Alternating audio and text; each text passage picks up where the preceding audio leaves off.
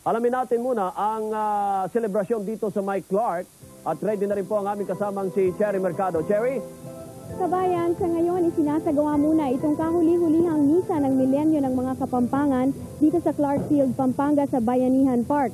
Pagkatapos lamang ng misang ito ay magkakaroon ng parada ng ilaw at ng mga parol sa isang Giant Lantern Festival. Ito ang ipinagmamalaki ng Kapampangan na Giant Lantern Festival at mas malalaki daw at mas maraming mga kulay ang kanilang mga parol sa taong ito.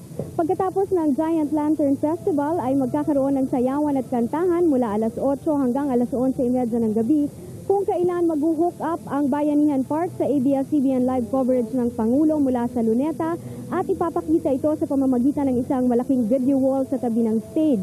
Sasabayan dito sa Pampanga ang countdown ng Pangulo sa Luneta at eksaktong alas 12 ng hating gabi puputok ang replika ng Mount Pinatubo.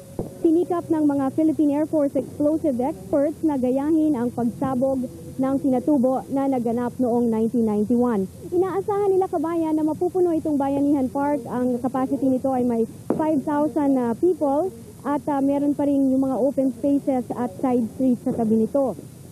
Magkakaroon din ng libreng pamedianoche mamaya at magkakaroon ng napakaraming lechon dito, care of the city government at papakainin ng kahit sino man na magpupunta dito. At yan muna ang sitwasyon mula dito sa Clark, Pampanga, kabayan.